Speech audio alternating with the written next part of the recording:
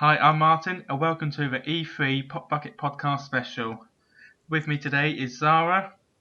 Hello. Michael. Hi. And James. Oh yeah. Well, I'm gonna start this off.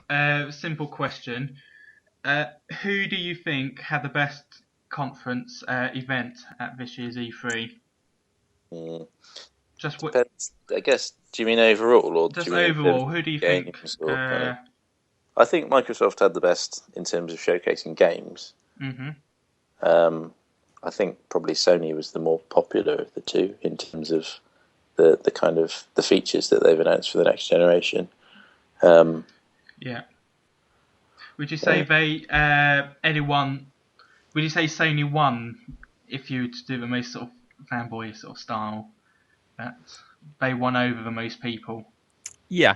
I mean, it's a stupid question, obviously, because they're targeting different audiences. But if you were going to put the fanboy question, you would say Sony won on the issue of not having to be online all the time when you play games on disc, on the issue of trading games as well, and on the price as well, which is, I mean, all of these things have kind of swayed me, because before I really was thinking, oh, well, I like what, Microsoft are doing,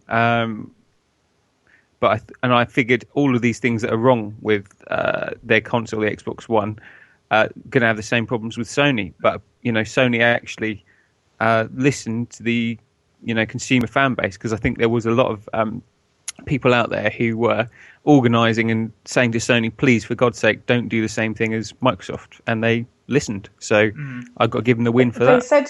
They said the stuff that people wanted to hear, didn't they? Yeah. It's in some ways it's a shame that it's some of the technical aspects with their licensing DRMs overshadowed games at the event. It's like everyone's thinking, oh, Sony have done better because they haven't got DRM. It's like it should be down to the games. Like I think James, you're correct. I think Microsoft had a better conference in terms of their output, what they showcased, except Drivatar at the Forza 5 is the most ridiculous thing I've ever heard. Drivatar, that freaked me out. I'm sorry, I really didn't like the idea. That passed me by. Can someone elucidate that? Drivatar is basically the console while you're driving around on Forza.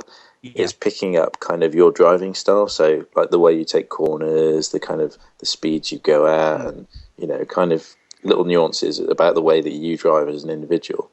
It's picking up all this data, and basically, while you're away from the console, so while you're at work or in the shower or whatever, you're always online in the sense that you've got this avatar, which the computer creates of you driving around. So there's a constant sort of an online kind of presence for you, even if you're not actually playing. The computer's playing for you in the way that you would seemingly play. Can people actually race against you? This is what I don't weird, get. You see, Yeah. because I might not be very consistent in my driving style, depending on my mood. So how many pints you've had? It's like exactly, yeah. I don't want it to be taking the data off of a session where I'm kind of had a few pints and just blasting around the track, cutting a corner from about 2 miles away. So I'm not sure how I feel about that. It's a weird idea, isn't it? I don't really like the thought of a computer masquerading as me. Yeah, it's kind of creepy. It's kind of a step too far towards kind of, Skynet has become self-aware. Skynet gets a lot of bad press. I mean, they just, all they wanted to do was wipe humanity out, and they had a goal and they were focused. And I think, they just got a lot of bad press. But anyway, getting back to the conference, what was your favourite single game they showcased then? In the Microsoft one, let's focus on that one. I liked the look of Rise, but I didn't like the amount of QuickTime events they seem to be showing in it. There seemed to be an icon above every enemy every other second. I know what you mean, Martyn. I was thinking sort of, when you play Assassin's Creed and the combat is quite low on sort of user interface. You can't really see anything, but the buttons that you've got to press, and kind of the timing. A bit like Arkham Asylum as well. It kind of seems a bit dated to have sort of X popping up above someone's head and stuff. don't know. There's something about it. It just looks a little bit also, tacky. I think. it kind of makes you aware that you're playing a game. Yeah. If you know what I mean, there's nothing that will take you out of the game world than an HUD or an on-screen prompt. It's like, now you're playing a game. You could have been immersed by the plot, by the storyline, but as soon as that comes up, it's like breaks the magic spell for me. Yeah, I think it's odd that it's one of the games they led with, and it's one of those games. I don't know. It's just like it started with Metal Gear Solid 5, which went open world, as we could see from a gameplay trailer, and it had all this, and you couldn't really see any button prompts. But then Microsoft then followed with Rise, which is it's like an on rails game, pretty much, with the amount of it's hard to tell, isn't it? But I mean, it looks like the sort of game that I would enjoy, but probably not nearly as much as as you say, something like Metal Gear. That looked amazing. That looked like Red Dead Redemption meets Splinter Cell. Which it looks absolutely amazing. I have to say that. I saw some footage of Destiny. I don't know if you saw. And to me, I was slightly underwhelmed by that because it felt it looked like the kind of first person shoot we've sort of all seen before. The only thing I was quite unsure about was when they were using hand signals, or you could see the characters sort of waving to each other, whether that was automated or whether they were doing that via move, because I couldn't see at that point. Cause I think there's a command for it, isn't there? Because it's sort of an MMO-ish. Right. I think it's like a soft MMO. So I think there is going to be quite a lot of interaction between players, but I don't know that aspect I really like. The idea of being able to signal, just with a hand movement, right, you're on point or whatever. But the actual video of it didn't look like, oh wow, there's a gameplay that I've never seen before. It just looked like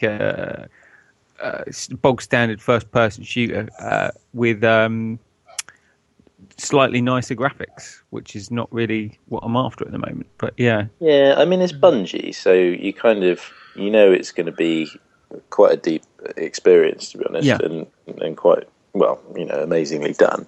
The thing I didn't get a sense of was the storyline, because obviously, as you say, Bungie, they're normally associated with games that have a good strong storyline. So I suppose if they'd shown more of that sort of thing in the trailer, it might have drawn me in. They did quite a lot of that, I guess, in the build-up, like 6 months ago when they did the initial sort of announcement. There was a whole sort of big spiel. I wrote a piece on it actually on the site about sort of the storyline and whatnot, and how it all kind of works. It is quite an interesting concept. But I guess they're trying now to kind of really showcase the sort of the gameplay and kind of how it works. But I want to see more of it. I mean, I'm quite looking forward to it because I really like Bungie as a company. But there's a lot of details, I guess, a lot of gaps to be filled. But talking about all these games, what do you think about the £430 cost for the console? Is that too steep? I mean, I'm a big consumer of technology. I'll pay silly money for silly things. But even I am kind of, taken aback a bit by that price tag. I'm kind of thinking, wow, this is serious investment. Having said that, it's the same amount of money as, like an iPad. But it's, I mean, for most people, I don't think that's going to be doable.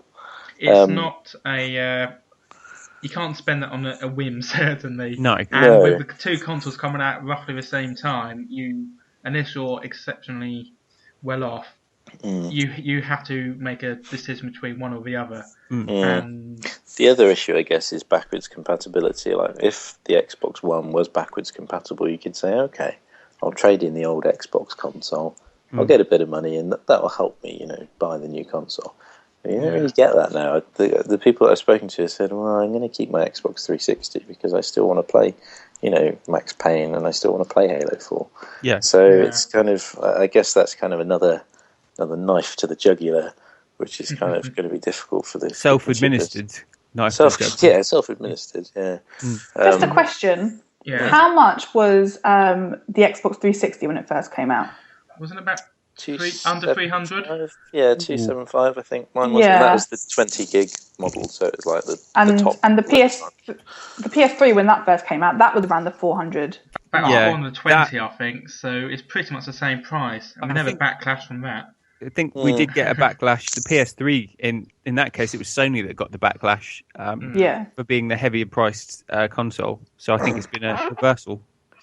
The thing, I guess, that kind of made me wonder about the sort of Microsoft was that they're bringing out a new model 360. So they're bringing out a redesigned box. And I thought, well, we've only just had the Slim. It's great that they're still investing in the 360 and that they're going to keep that going as a platform for those people that have invested time and money into it and support. But I kind of thought, could you not save the money that you're putting into a redesign and have cut that off? The price of even £10 cut the price off. Yeah, exactly. I'm sure they could probably do a little bit better than that still. But I just thought, do we really need a new version of the 360? Is it that different? It didn't look that different. It looked a bit like the Xbox One. It is an odd move to make, I think. I don't know. I'm not sure why they've done it or what, unless they think that if it's going to be marginally cheaper than buying the Xbox One and people can buy that instead of. But still, it's not going to have the game compatibility, the compatibility of the Xbox One, is it? So no, and to do that, they could have said, I guess, we understand that the Xbox One is quite a high price tag, so we're going to cut the Xbox 360 price by £50 or something like that. I think that would be quite a bold gesture, and probably applauded. Maybe I should work for Microsoft. Well, there you there go. must be something behind it.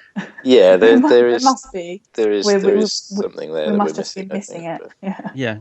Well, you'd like to think that a large corporation with hundreds of thousands of employees wouldn't cock something this vital up, but time has proven that they can.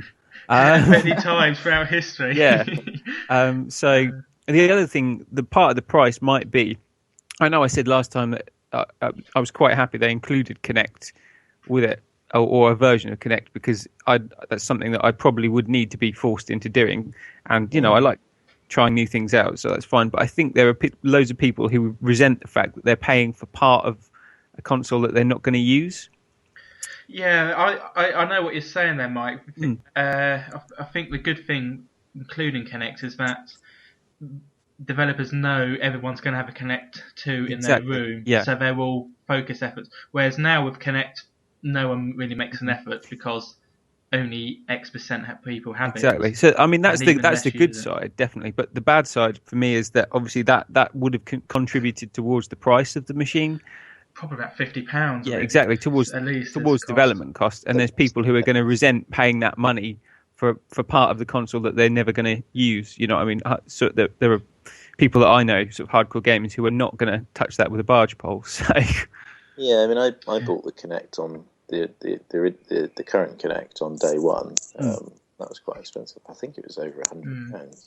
It came with a game, but it was. I think it was 120, wasn't it, with a game or two games? Sounds about right.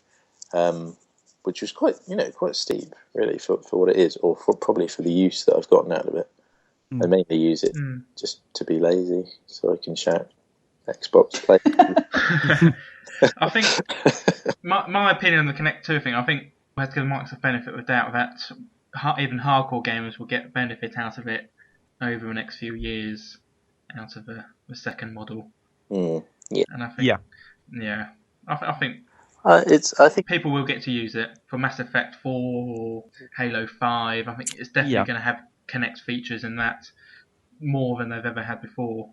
So, I like the fact that Xbox are bringing out some free games, some free to download, free to play games for sort of loyal kind of gold customers. It's really nice. 2 games for 6 months, isn't it? So that's 12 games in total between now and December. Which is have to free some space on my hard drive. Yeah, pretty good. And they've got the the World of Tanks. That looked quite fun. I've not really played a tank game since like the Nintendo 64. Yeah, it used to be good. And I used to play a tank as well. Sorry, yeah, I used to play a tank game on my mate's PC, and I think it might be by the same developer. I'm not sure. That's probably just speculation by me, but Yeah, they're a lot of fun, so I can't wait. Quite fun. I can see the four of us getting on, blasting the crap out of some tanks. Yeah. Yeah, Killer Instinct as well. Who remembers the original Killer Instinct? I don't. Do you not? Actually, no. I've been talking about this to a few people on Twitter. Yeah. Because they said about a new beat 'em up was probably going to be unveiled, a classic, and I thought it might have been their Clay Fighters. Oh yeah, I saw that.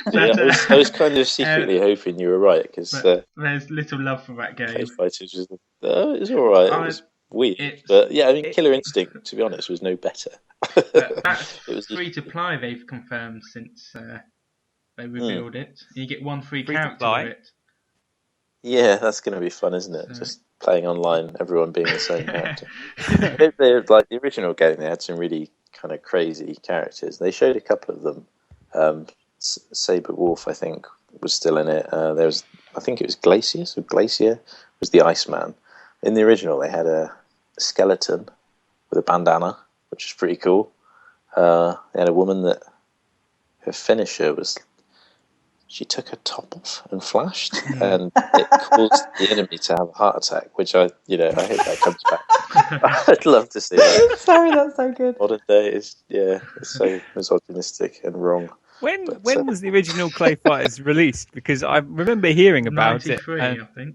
93. And then you had Clay Fighters 2, and then I think the Clay Fighters N63 and a third.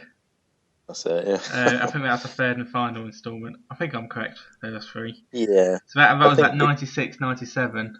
That must have came out. The Killer Instinct that I used to play was sort of mid-90s. I don't know. I'm not sure if it was the second one.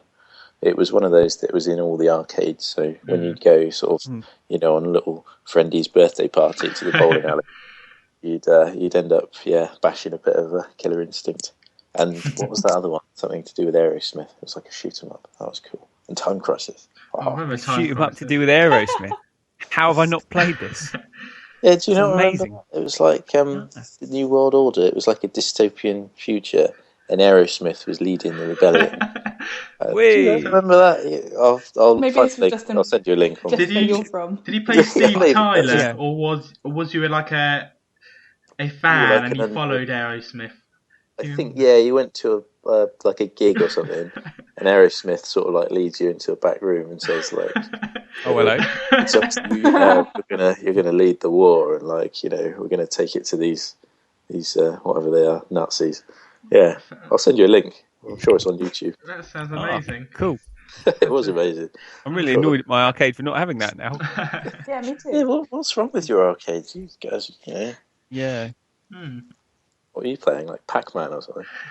Well, I was playing last week. I was playing 4-player Pac-Man. Really? Yeah. Is that Pac-Man Extreme? It got quite competitive. That's so good fun. But the one thing I liked that Microsoft did was showed that creator game. I can't remember what it's called now. Project Spark. Yes, that's their answer to Little Big Planet. That looked fantastic. That is quite interesting. I liked the bit where they showed you a montage of everything that the community had done with it, and you had all those crazy things. Someone had made like Space Invaders, and someone had made Marble Madness, and it really looked like the possibilities were quite limitless, really. Yeah, it's good they put a lot of focus and time into that game and showed off the possibilities. Because Little Big Planet 2 is brilliant, and it's just it's good that Microsoft fans get to experience similar delights.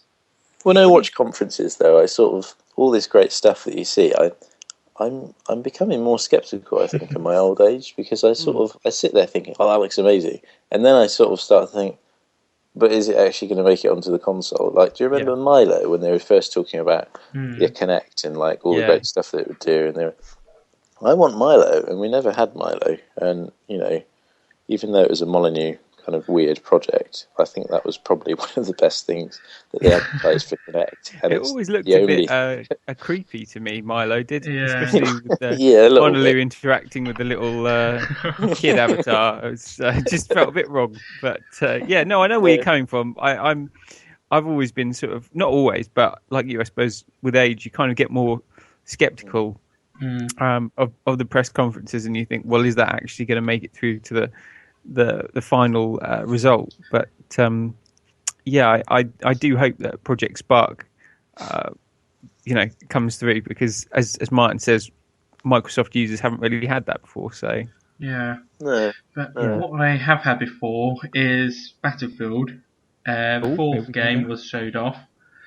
I've definitely liked the look of it, but it's a Battlefield. In the title, it has a battlefield. There's no Battlefield in the last games, really, in the actual campaign. Multiplayer is amazing, but it's too much of a COD clone still in campaign. They've got to get away from that. The bit that they showed, I think, at the conference was quite linear, wasn't it? You were on a ship, and some of the comments that we were interacting with a few people on Twitter, and they were saying, this isn't really Battlefield. This is, as you say, a COD clone. Yeah. And I'm hoping the bit that they showed was like a training level or an introduction.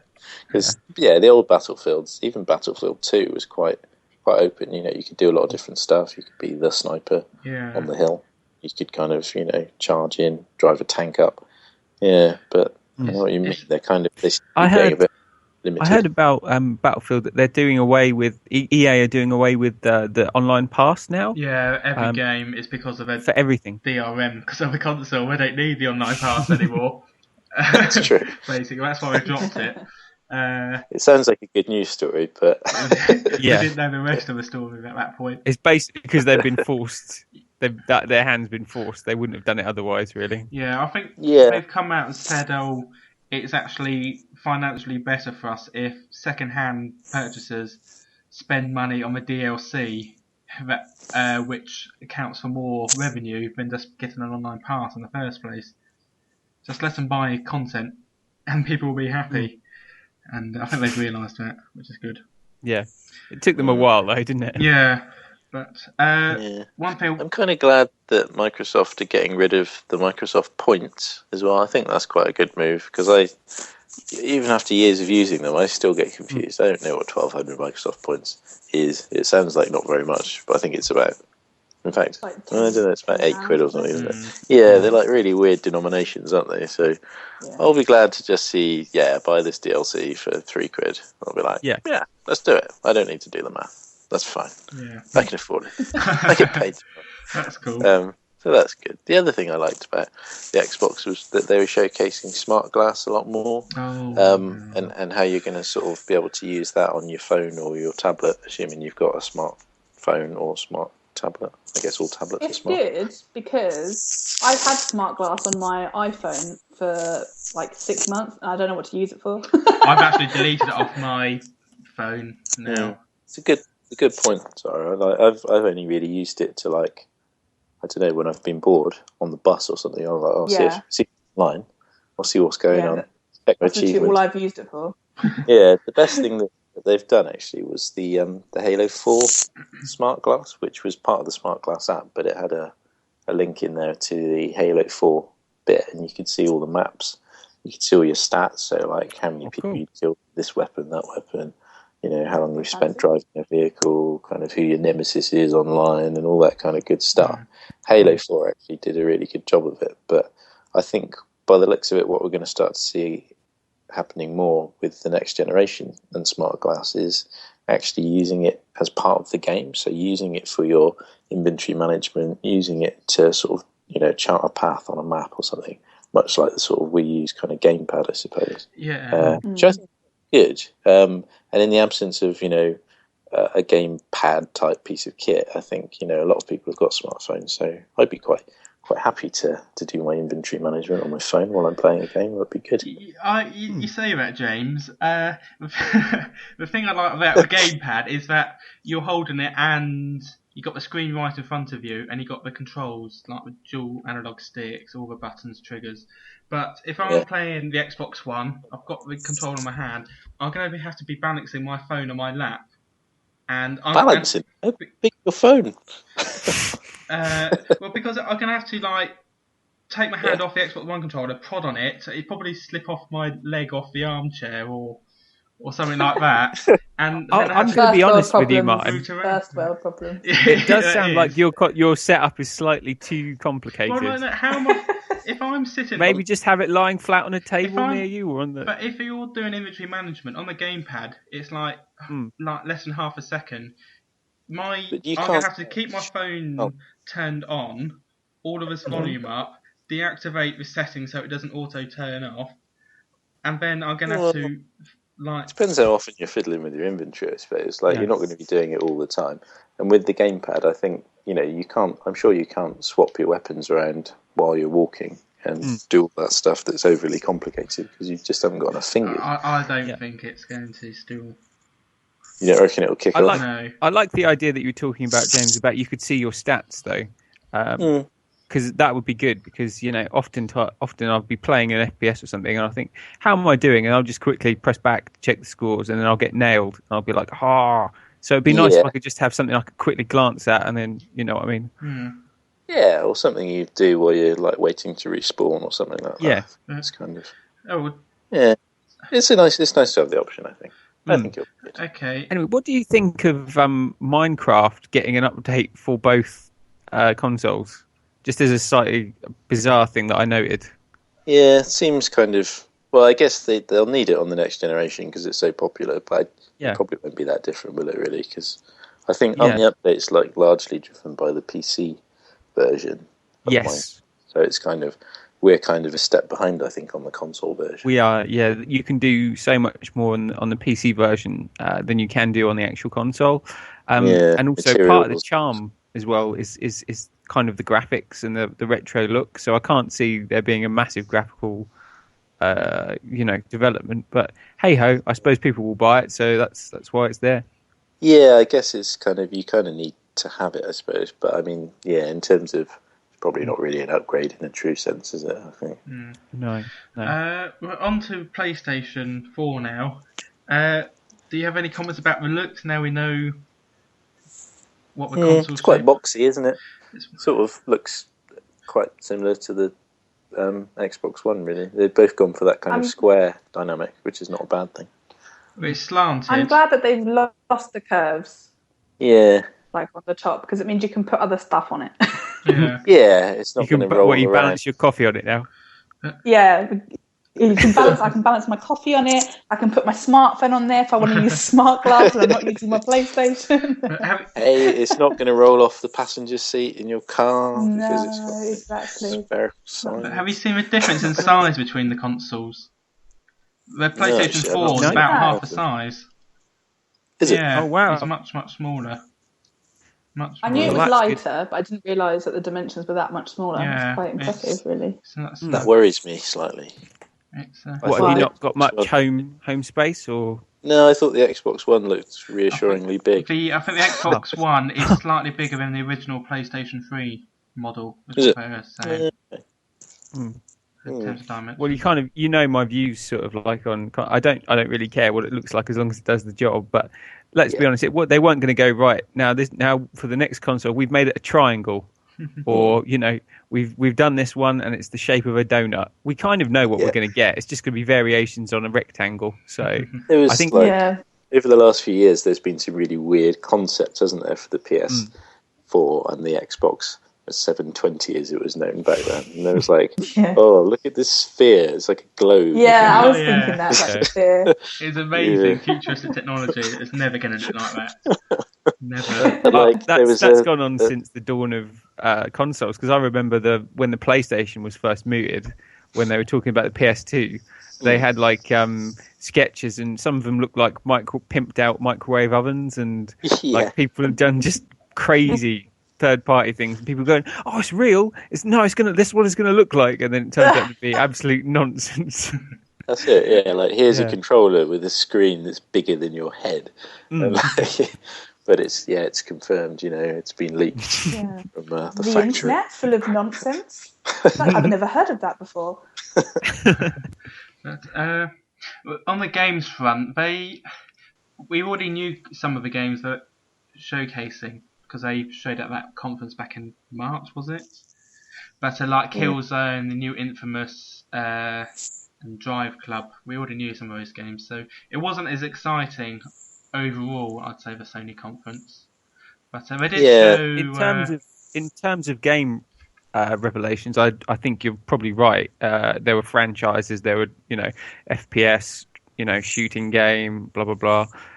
But in terms of the actual consumer friendliness, that was a revelation for me. So they've got a really good. Oh, keep talking, but I do have to now go and do something. So I'll be back in like a minute or so, and then I'll come back and sort of talk over everything you say. See you in a sec. They did have a really good sort of range of games. The Mad Max one looks interesting. I think that's that was really random, wasn't it? I think. Is there a new series or something? I reckon there's a new film. Is there? Yeah, Tom Hardy's going to be in it. He's going to be Mad Max. I'm pretty sure. Yeah.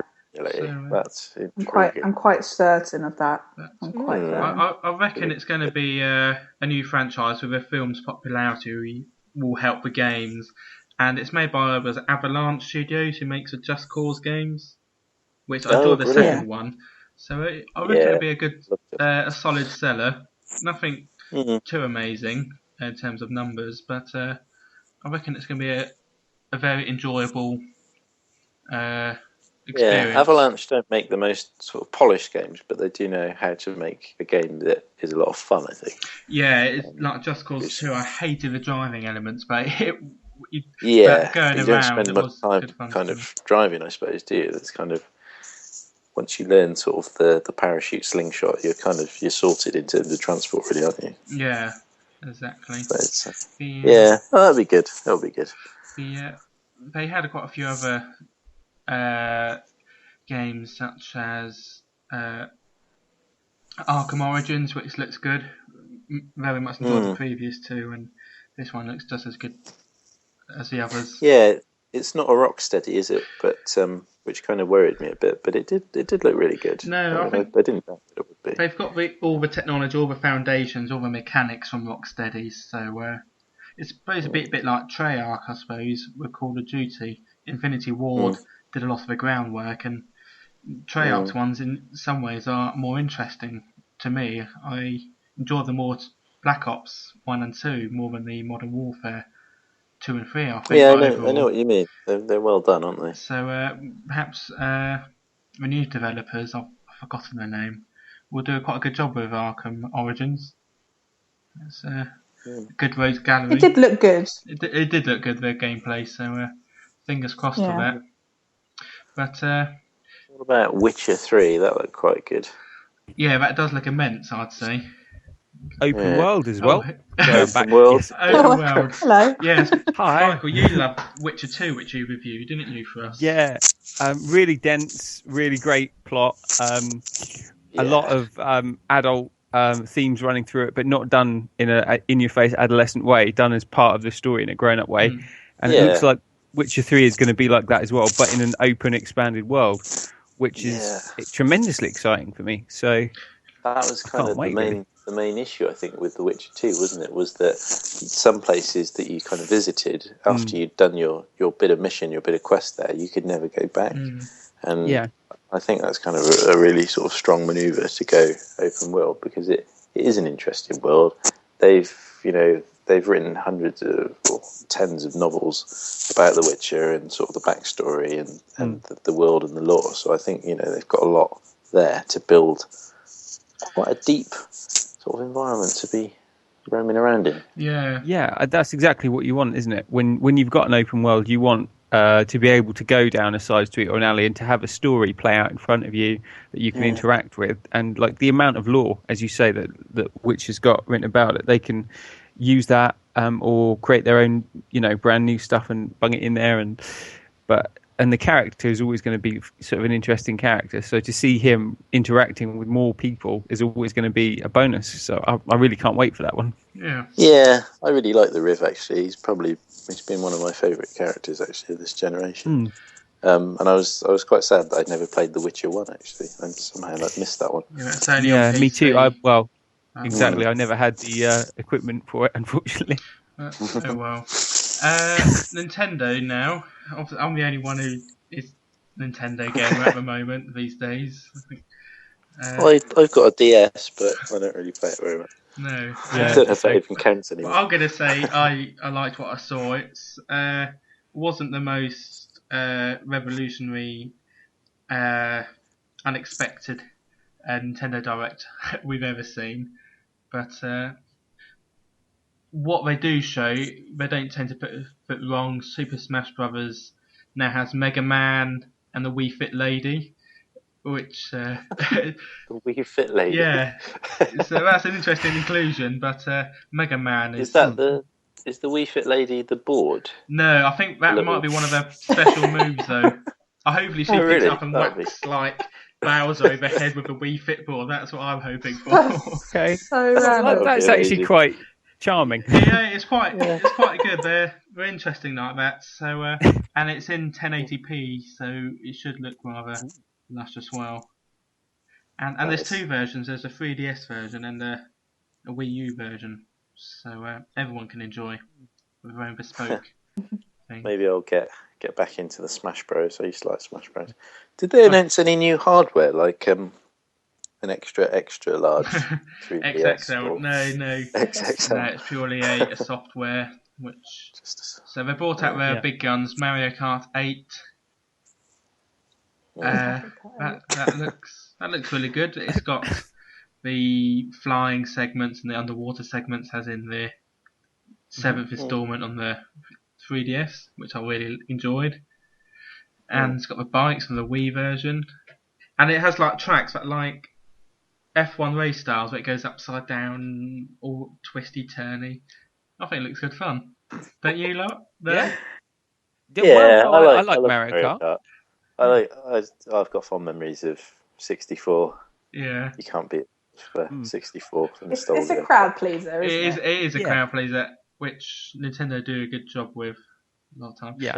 I don't really know anyone that doesn't like Mario Kart, to be fair. No, if unless you were plagued on, was it Wario Stadium on the N64 when he made the big jump, got struck by the big lightning. Shortcut. Oh right, yeah. And then you drop down again, and you're gonna lose. And the shortcut on Rainbow Road, that really pissed me off. And friends used to do that. And I'm like, that's not fair. You can't do that. Yeah. Ruin the game. Play properly. Yeah. But yeah, aside from that, what else did Nintendo reveal? In terms they revealed the new 3D Mario game for the Wii U, which is sort of based on the 3DS game that came out last year. Again, it's brilliant. It's pretty much every Mario game is. But now it's got the 4-player co-op that you've seen in the 2D games, but now it's in the 3D world. So that looks like it could be quite good fun. When you say 3D, is it like... No, it's in terms of 3D as in 3-dimensionals, in terms of the gameplay design, like Mario 64, Mario Sunshine, Galaxy. But yeah, it's not 3D as in glasses coming out of TV 3D. So, okay, well, that's pretty cool. I like the 3D Mario games, to be honest. I kind of get on better with them. Yeah, same. I much prefer the 3D Mario games to 2D ones. I'm not sure if it's because I started with 64 more than anything else. I just much prefer those ones. So, Unveil, they didn't unveil too much, really. They unveiled stuff more over the year than the other Sony and Microsoft. But we did show a new Donkey Kong Country, Tropical Freeze. Is that interesting? Was there any point in Nintendo turning up, do you think? I was just actually thinking that. I'm glad someone else said it because I didn't want to sound too harsh. They didn't put on the conference. They put on the game stands. That's why. Yeah. Because I think with Nintendo Directs, it's much better personally than a one big E3 conference. Because every 3 months, it's not a bad thing, is it, to be showing off, games? That traditionally, is what E3 was all about. I know PlayStation have kind of changed the rules a bit, and now it's all about here's what we can do that other people can't. Traditionally, the games is kind of where it's at, and it's kind of what I've always been interested in, to be honest, is to see what's kind of coming up. So I guess if I was a Nintendo consumer, big style, then I'd be I'd be keen to see what's coming up next year. It's like, it seems or you could just add a number to every single game that they released last year, and you'd have a pretty good idea of what was coming out. That's what I meant. I meant in terms of the fact that they haven't released anything that's groundbreakingly new for Nintendo. It's all the same stuff, as Michael said, with an extra number on the end. Yeah. So that's what I meant. I didn't mean that, they didn't have any hardware. That's not what I meant. All right. Well, they got the wonderful 101. That's Platinum Games' new game. Oh, right. What's that then? Please do tell. It's where like a group of heroes and they can go around defeating enemies. It's completely new IP, and it looks really interesting. I don't know too much about it. I know enough about it. Was it like a 3D platformer? Is it? No, it's not a platformer. It's sort of, you more wander around. So. Right, like an action adventure type it's thing. It's more like that. Yes, It's not my sort of game, so I haven't followed it too closely. But it is a game that's pleasing a lot of people, and it's an exclusive as well. Which that's kind of cool. Yeah, that was cool. Yeah, again, there you go. That makes me shut up. The same accusations are thrown around that they don't have as many new IPs as everyone else, but they did quite a good half a dozen. They did Wii Fit as a new IP, Dr. Karishma's Brain Training is a new IP. WarioWare or WarioWave. Yeah, that was cool. That's that. Wii Sports is Nintendo Land's. I love WarioWare. It is well. Yeah, and also, just like insane that game was. I loved when I first bought it, just getting people around saying, "All right, we're going to play the Wii," and people were like, "Oh yeah, let's play Wii Sports." And I'm like, "No, I got this new game. Let's try it out." And you just hand them the controller. They're like, "What the hell have I got to do?" It's like trying to shake a bottle of champagne, or now I'm trying to grate some cheese. Fry some eggs or something. Yeah, exactly. It was just like the most random things. How to flick a bogey and like. was the reason that you bought that? I'm sorry. James, was the reason that you bought that because JLS were the ones who were advertising it in the commercials? Oh, of course, yeah. Were they even around when WarioWave was around? That was surely it predated JLS, didn't it? Oh, well, I think they were created from a test tube, so I think it was around the same time, really. Oh, right. JLS which iteration of JLS? They're sort of timeless, I suppose, because they're clones. That's true, yes. Yeah, I don't know. Second generation JLS. Just in different sizes. More medium and large. They did actually. They had quite a few celebrities on the Wii, didn't they? Like, did they have like Kylie Minogue or something playing tennis? Ant and Dec as well, I remember. Oh, yeah. Ant and Dec. I think Helen Mirren as well. Celebrities. They get a lot of celebrities in Nintendo because didn't they have had Girls Aloud doing like DS games and that kind of stuff? So they do get quite a. They had sounds about right. Yeah. Jamie and Louise Redknapp as well, didn't they? I think. I'm sure they did. And they did. Helen Mirren, I think. Do you know what? I actually have Patrick Stewart as well. He did one. I also have a really horrible. Get on Patrick Stewart. Oh, Louise I have a horrible Redknapp. feeling. Bring the AAA out. Oh, sorry, carry on, Zara. I was saying I've got a horrible feeling that there was a Beyonce thing in there as well, and I'm really worried that I'm not making that up in my head because I don't want that to be true, but it might be. Anything is possible in the world of Beyonce. I'm just looking up. The first WarioWare game came out in 2003, but I've just noticed the second one. It wasn't released in Europe because of a mercury in the gyro sensor, because it was in the Game Boy Advance. What? And the game, there's a sensor in the cartridge, but it couldn't be released in this country because of mercury poisoning issues. Oh, what? Because of the laws against having. In case a child was to break it open and devour its contents. Japanese and American children could have suffered as a result, but European children were safe, it seemed, from mercury. Oh, that's all right then. That's reassuring. I don't know why. I feel safer. Maybe it's more stringent here, but that sounds like really bad planning. Yeah.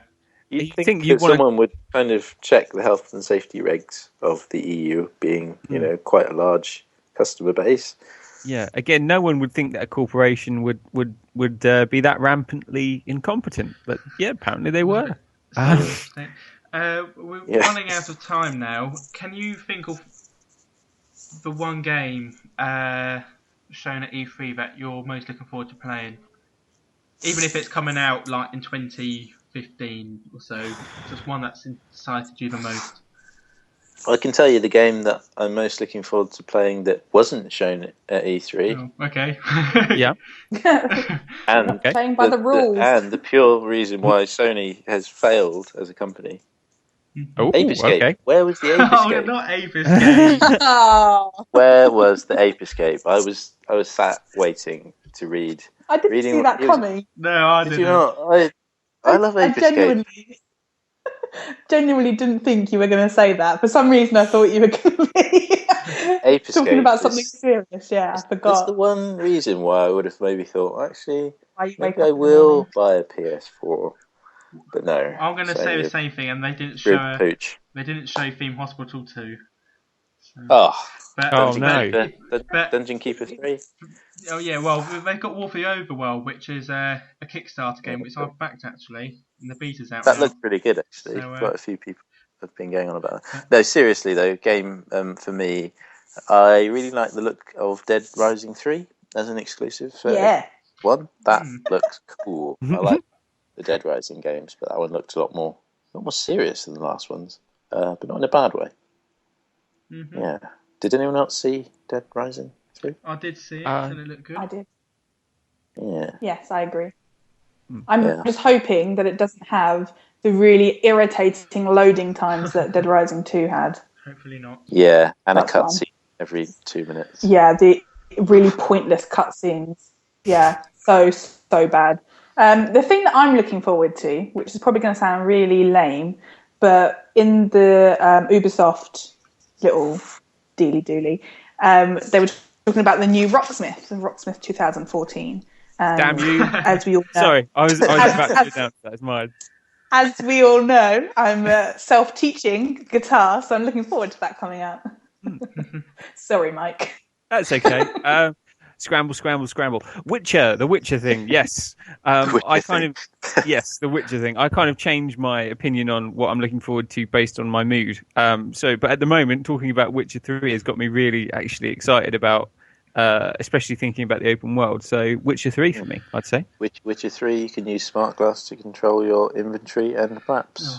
Oh, very nice. Much to Martyn's delight. Well, yeah. I won't do it in case it upsets Marty now. My favourite one was The Division, Tom Clancy's The Division, which Ubisoft showed, which looks... Yeah, that look looks good as cool. well. I'm really looking forward to that. It's been a while since we've had a decent Tom Clancy, hasn't it? I really like the Rainbow Six. Basically, all the favourite games looking forward to pretty much are Ubisoft games. They're my favourite developer at the moment.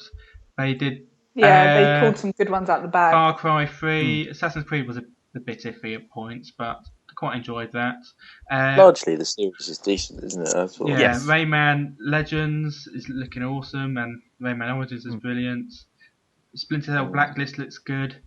South Park: The Stick of Truth they've taken over from THQ, but they also see potential. Rocksmith does look good, and basically everything Ubisoft are doing now. For getting my money. Watch Dogs as well. That looks Watch Dogs, yeah. Yeah, Watch Dogs. Yeah, Ubisoft have got it going on at the moment. They got it going on. Got it going on. Got it going on. Yeah.